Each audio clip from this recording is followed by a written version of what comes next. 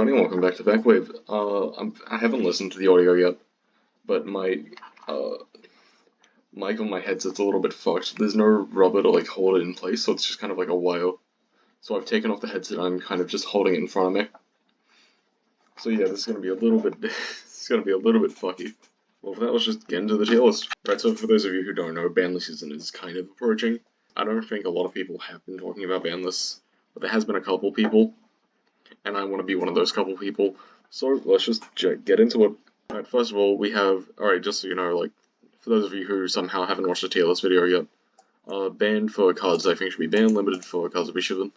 That should be limited, and so on and so forth. Terratop's just past its prime. Historically, it was used to make Dante and Burning Abyss really quickly, but then Burning Abyss kind of fell off the face of the planet, so can't really do that anymore. Then after that, it was used to make Amak Saber Invoker in Gohi, so that you just use it as a one-card combo. But then they banned the one good card you can make with it, aka Amak Saber Invoker. And now there really just ain't shit you can do with it. Also, who the fuck's gonna be playing Goki? Oh yeah, also, historically you could use the Amak Saber Invoker to summon out Zodiac, but for both Zodiac and Goki, the problem was never the Terratop. The best use you could use it for now is probably to make a Cherubini in order to mill an Enchantress in order to make the, get into your adventure line. Yeah, I just don't think it's that good anymore. Next up, another card I think could come off is probably Bulb. There's no more Halka Fibrax, it's just another one of the tuners that was only good because of Halka Fibrax, and even then it wasn't really the best one. This is basically just kind of a better Jet Synchron in a lot of ways. Except this one is a once per duel instead of once per turns. And next up we have a card I think should be semi-limited. Naturia Sacred Tree. Naturia kind of fell off the face of the planet when our Sacred Tree went bye-bye. And I feel like it should at least have two, right? It's not going to be as good as if it had three, but it's still going to be there. Anyway, another card I think could come off the ban list is Pankratops. It's pretty much just a worse Fanrio in every single way. With the only real upside being that it is a quick effect so that you can like chain it to something, and Fanrio has to wait for your opponent to activate something. And that's the only real downside. Every other way, Fanrio is just a strict upgrade, so you know, it could probably come off the ban list. But speaking about Fanrio, I feel like Fanrio should be semi-limited. It's just such a powerful going second tool, it's just such a powerful going first tool, it's a free body on board that also searches you with just another card in hand. Going second, it can banish a Goobo when they try to interact with you. It's just such a good card. Alright, then after all of that, we have another card I think could come off. We have Heavy Storm. This card came off in the OCG, and it's been putting up quite a lot of results over there. But at the end of the day, it is still just a worse Harpy's Feather Duster, and we already have that over here, so nothing's really going to change. Just the second copy of Feather Duster. Alright, after that, I think I should go over some of the ways I think they should nerf the Snake Eye Fire King deck, because it's undoubtedly the best deck in the room. Like, tier 0 status took up, what, over half the pie chart. It ate half my fucking pie. Anyway, so the way I want to do this is by limiting both Snake Eye Ash and... Hi, it's me, 3am Backwave, which is your favorite not 3am Backwave. Anyway, I actually changed my mind after recording this. I feel like they should limit Bonfire. Sole reason for this is that Ash is far cheaper than Bonfire, and if we are trying to lower how fucking expensive this deck is, we should probably limit Bonfire. Granted, it is getting a reprint in the, Rarity Collection, which is gonna make it far fucking cheaper, but like, it's still $120, mate, fucking just limit it. Yeah. And the Wanted poster, then also limiting High Avatar Kieran for the Fire King deck specifically.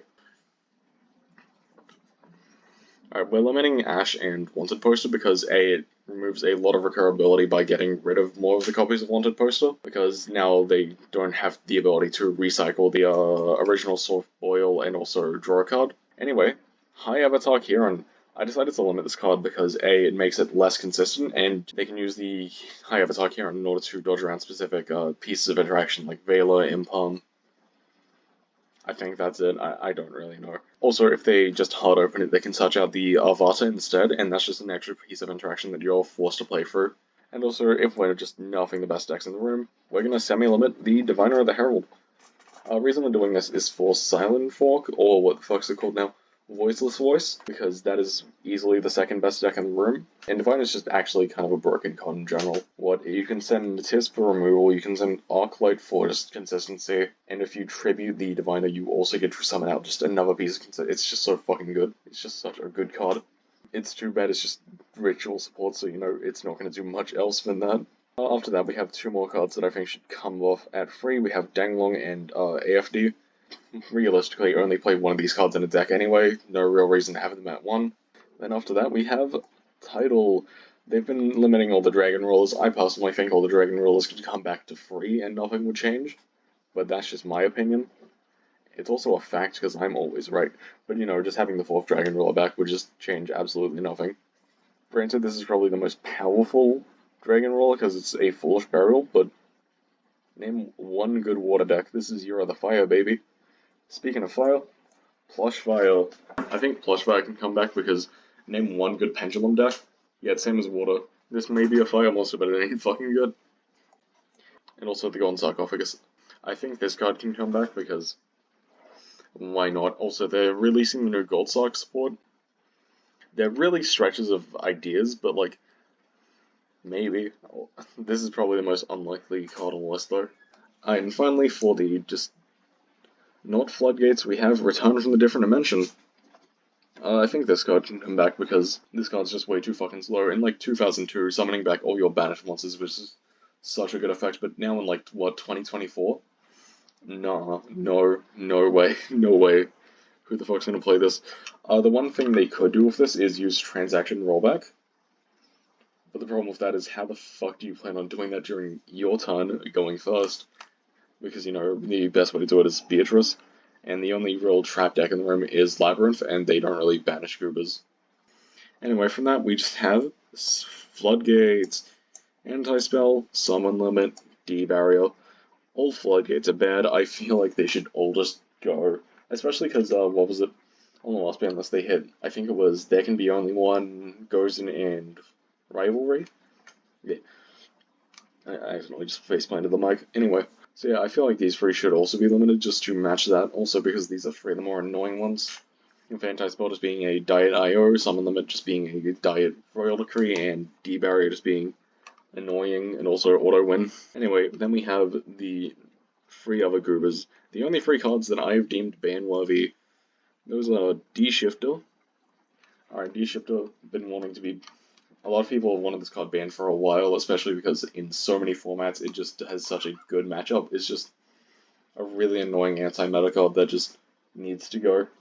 Alright, and this one's going to be a little bit of a hot take, but I think Droll should go.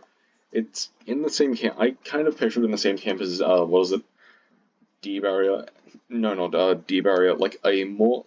Yeah, I kind of view it as a less well-balanced Dimension Shifter. In the way that it only works during the turn it was activated, so instead of having the downside applied during both players' turns, like D-Shifter has.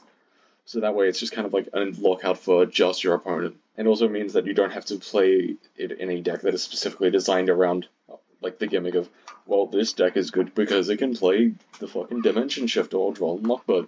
No, it's instead just like an incredibly powerful card that can be played in anything. It's way too good. Alright, and the last one is Albion.